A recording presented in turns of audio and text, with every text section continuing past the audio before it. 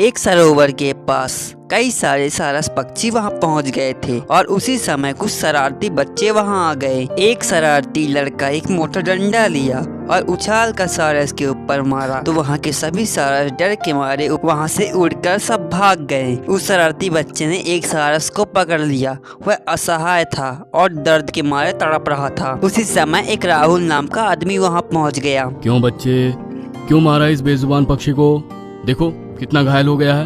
अगर कोई तुम्हें इस तरह मारे तो कैसा लगेगा? उस शरारती बच्चे ने सारस को झट से छोड़ दिया और राहुल ने उसे सहारा दिया। सारस ठीक से खड़ा भी नहीं हो पा रहा था। राहुल उसे लेकर घर चला गया। उसके जख्मों पर राहुल ने हल्दी का लेप लगा दिया और उसके खाने पीने की व्यवस्था की।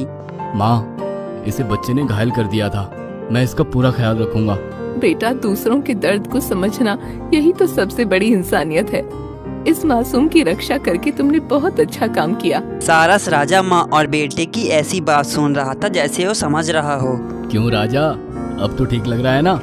चिंता मत करो, अब सब ठीक हो जाएगा। सारस ने मन ही मन से बड़े प्यार से राहुल का धन्यवाद किया। राहुल ने उसका दिल जीत लिया था। उसने चलने की कोशिश की तो राहुल ने उसकी मदद की और वह धीरे धीरे चलने लगा। राहुल ने डिनर में सारस को भी इनवाइट किया और दोनों एक ही थाली में खाने लगे। कहते हैं पशु पक्षी भी प्यार की बात समझते हैं। रात हो गई। राजा, अब रात हो गई है, हमें आराम करना चाहिए। तुम्हें तो विशेष आराम की जरूरत है। दर्द तो नहीं हो रहा है? राहुल ने सारस के हाव भाव से समझ गया कि उसका साथी सारस दर्द से मुक्त हो चुका है और अच्छा महसूस कर रहा है। राजा पलंग पर चढ़ गया। कुछ ही देर में दोनों ऐसे सो गए जैसे बहुत पुराने दोस्त हों। सवेरा हुआ तो राजा की नींद पहली खुली और उसने राहुल को जगाया। राहुल सवेरे सवेरे जॉगिंग के बाहर घर के बाहर निकला तो सारस भी उसके साथ साथ चला आया। राहुल दौड़ने लगा तो सारस उसके सर के ऊपर उड़ने लगा। राजा, अब शरीर थक गया है, चलो घर पर कुछ पेट पूजा हो जाए। राजा सारस ने अपने साथी को भूखा देखकर आसपास देखने लगा। दूसरे ही पल वह हवा में उड़ा और एक पेड़ में मीठे फल गिरा दिए और फिर दोनों की पेट पूजा वहीं हो गई। कुछ देर बाद वह घर पहुंच गए। माँ नाश्ते के लिए वेट कर रही थी। शाम हुई तो कुछ सारस उसके घर के बाहर डेरा डाले बैठे हुए थे। राहुल समझ गया कि वह राजा सारस के लिए ही ये आए हैं। राजा सारस बाहर आ गया और वह उनके पास पहुंच गया। वह बड़े प्यार से राहुल को देखा और अपने साथियों से कुछ कहा, मानो कह रहा हो मुझे बहुत प्यारा दोस्त मिला जिसने मुझे ठीक किया, खिलाया पिलाया और सहारा दिया। राजा सारस राहुल के पास आया और वह उससे और माँ से विदाई ली और वह अपने टोली के साथ उड़ गया और राहुल उदास हो गया। बेटा, अब सारस के बारे में ज्यादा मत सोचो। तुमने अपनी तरफ से सब कुछ अच्छा किया। वो एक पंछी है, उसे तो एक दिन उड़कर जाना ही था।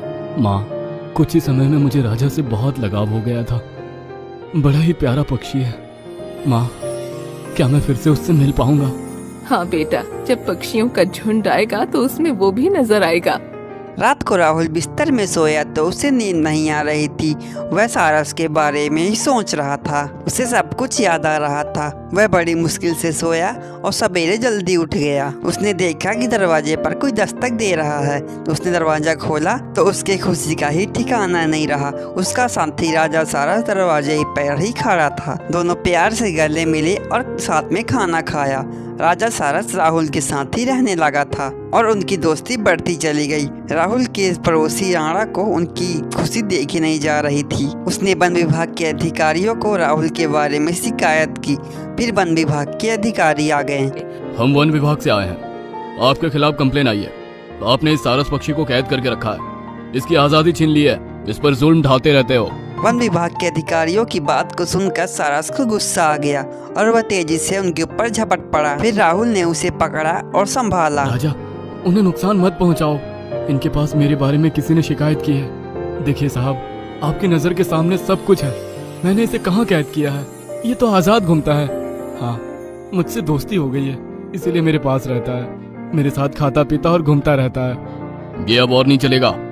हम इसे वन में ले जाएंगे और इसे स्वतंत्र कर देंगे। साहब, ये यहाँ भी स्वतंत्र ही रहता है। ये यहाँ स्वतंत्र नहीं है। हम इसे ले जा रहे हैं। वन अधिकारी ने एक सहयोगी की मदद से राजा सारस को पकड़ लिया और अपने साथ जंगल ले गए। राजा तड़प रहा था, वह मजबूर हो गया था। वह उसे बहुत दूर जंगल ले गए। 2 दिन बीत गए और राहुल की उदासी बढ़ती जा रही थी। माँ के समझाने पर भी राहुल समझ नहीं रहा था। बेटा, अब राजा सारस को भूल जा।